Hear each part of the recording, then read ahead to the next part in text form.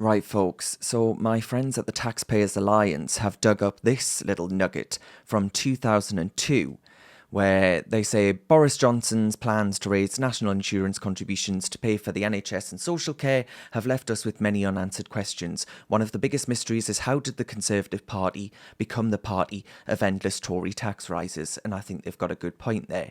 So this speech, they say, is from the 17th of April 2002, and they reckon that this means that Boris Johnson has had a sort of Damascene conversion. And he slammed the Labour Party's budget. And at that time, the Labour Party was pushing through a series of national insurance hikes to pay for, yeah, you guessed it, the NHS, that bottomless pit that always needs feeding.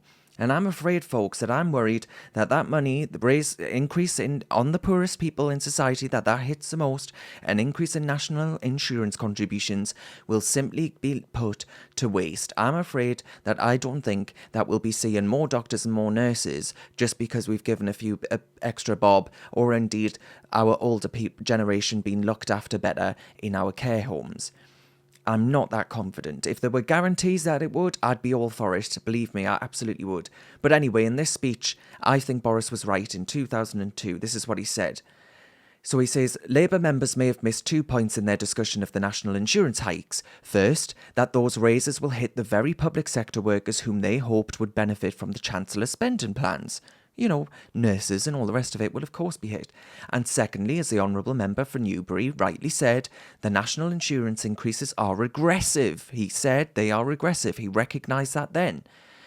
We all know, he goes on, we all know that they are now fat cats and MPs and will not be as hard hit, relatively speaking, as many of their constituents. Also true, as MPs and all the rest of it who are paid, what, £80,000 yeah, now they will not be hit hard by an increase in national insurance contributions. So he says Labour are cheering a regressive tax, and if his growth projections are wrong, someone will pick up a large bill, and I expect it will be the taxpayer. And that's exactly right. And he goes on, in their hearts they are deeply wedded to a tax and spend. Well, that's the modern day Conservative Party. And he goes on later on to say that they have been revealed in their true colours as taxers and spenders and believers in the NHS unreformed and as it is, monolithic and, well, a monopoly basically.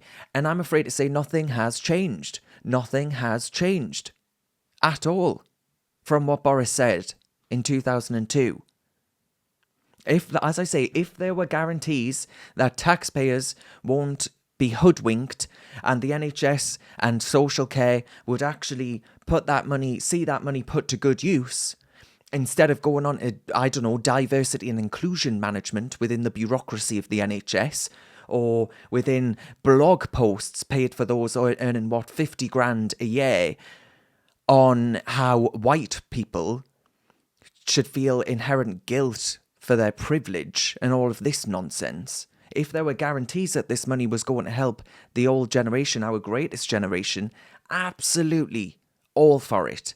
But I'm afraid I'm not confident of that at all. And Boris Johnson was absolutely right in 2002. What has changed? I'll tell you, nothing has changed.